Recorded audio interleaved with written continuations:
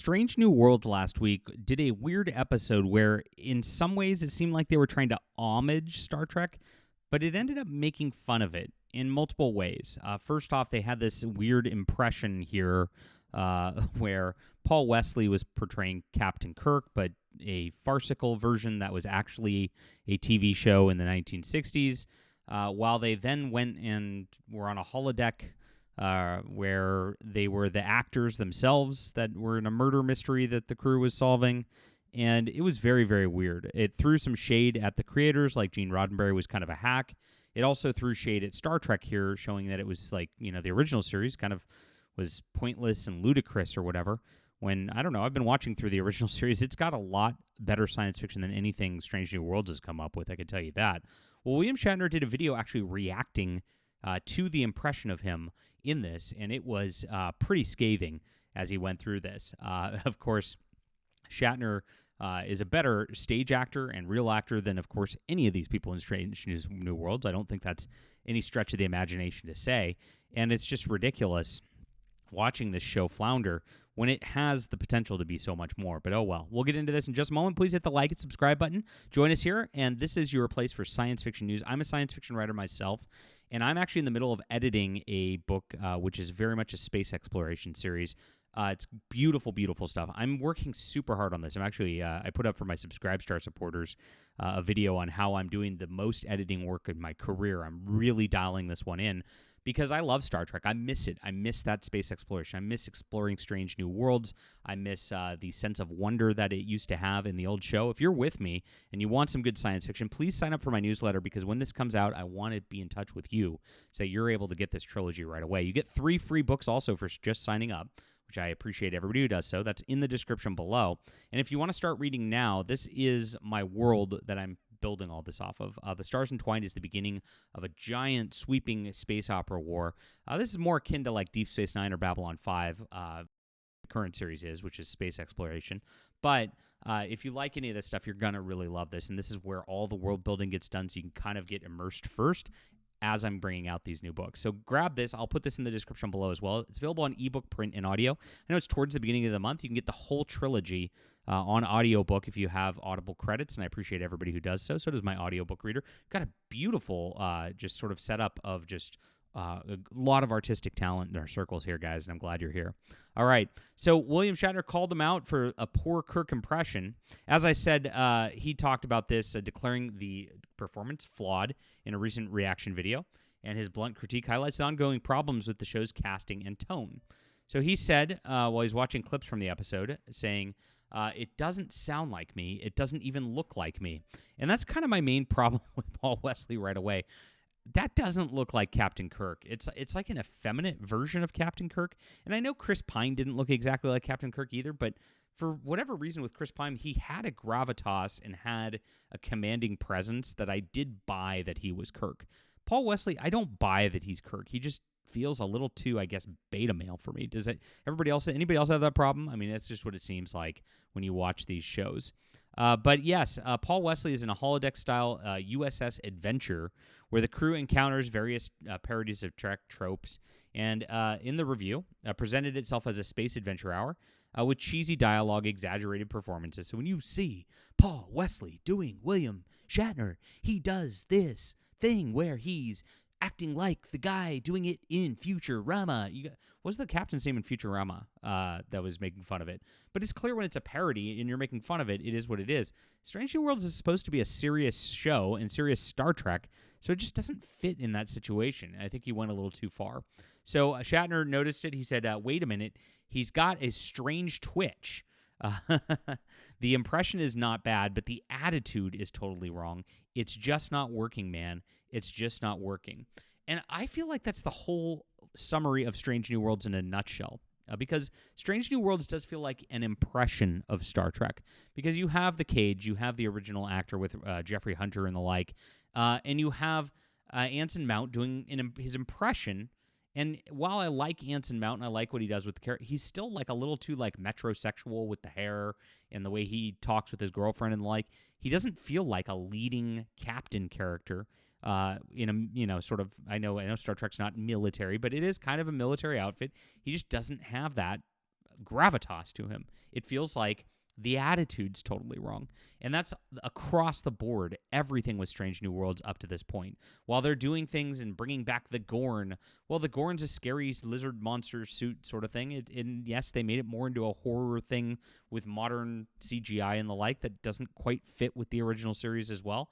But the attitude's wrong. It just doesn't feel right. It feels like Star Trek doing Alien rather than Star Trek expanding upon something that it actually is. And everything's been like that. Star Trek the musical was Star Trek doing Buffy.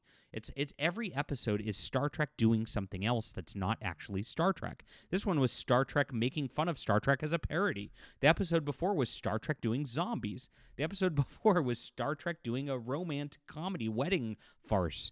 It's just like, guys, actually just do Star Trek, and you'll do so much better with this sort of thing. But William Shatner's got it right, and he did it in a way when he talks about this. And in this video here, which is on my Fandom Polls, if you guys want to go watch that, he in his reaction, he comes off kind of jovial and like he's kind of just like looking at it from a silly standpoint and not taking it too seriously because William Shatner's just a nice guy. But if you look at it, he's right on all this stuff. Maybe you could try delivering the line like an actual human being for once. This is a toddler doing an impression of me. At least I can deliver a line realistically. It's called acting. Wow. Painful stuff right there for Paul Wesley as Captain Kirk, the original, talks about this. Very funny. I don't talk like that, he emphasized to us, highlighting how Wesley's performance misses the mark. The original actor's delivery style, often parodied but never successfully replicated, came from dramatic training and decades of stage experience. And that's what Star Trek really used to have. And this goes back to The Next Generation and Deep Space Nine as well. If you guys don't know, like, the storied stage acting of Brent Spiner and Patrick Stewart from The Next Generation, those guys, again, just had a gravitas from that you can't replicate. Avery Brooks as well was a brilliant stage actor who got brought in because he was doing a one-man show and showing the depth and range that he could actually do. That's exactly why he got hired as Captain Sisko for Deep Space Nine. So these people were crazy. I even when it comes to Kate Mulgrew, I saw her in a one-woman show it was originally on Broadway, but I watched it while she was touring in San Francisco. Again, she had range and depth that was way, way beyond anything out there. And while Voyager wasn't perfect by any means, it just has so much more heart and feel and actual Star Trek to it because of that stage acting delivery and because of what these guys brought to the table that the modern characters just don't have whatsoever. Like I said, I mean, part of it's just like these guys are too effeminate, and I that's something I see in Hollywood all the way around. Even the strongest of male characters at this point, they all kind of got this weird effeminate vibe in it if you're in Hollywood at all. Gone are the William Shatners, gone are the Kevin Sorbos. You just don't, gone are the Bruce Willises. You just don't have that so much anymore. And that is a big, big problem for a lot of the casting in Hollywood. And I think they cast this stuff this way intentionally, honestly. I think they want to emasculate all these characters in Star Trek. I think it's part of the feminist agenda. If you look at the way Strange New Worlds operates, you have Kirk and Spock as your two white guys that have to be there. I'm sorry, Pike and Spock, because they were the characters from the original show. But every other person on the bridge is a woman. It's kind of weird to look at, and it's kind of weird to watch as the show goes on. It's like they did it intentionally because, you used to only have one or two women on the show. Now you only have one or two men. Take that, men. Well, this is a men's adventure show at the heart of it. So it just doesn't work when you're trying to do that. And then when you do these parodies, because you already have that wrong attitude, as William Shatner said to begin with, it just comes across as wrong. It comes across as mean-spirited, mocking what came before rather than doing honor to it, which is what they really needed to come across as for this episode and why it failed. So, wow, William Shatner out there doing this and savaging it right now. Pretty interesting stuff. On the flip side of Star Trek, I like to talk about some positive things periodically.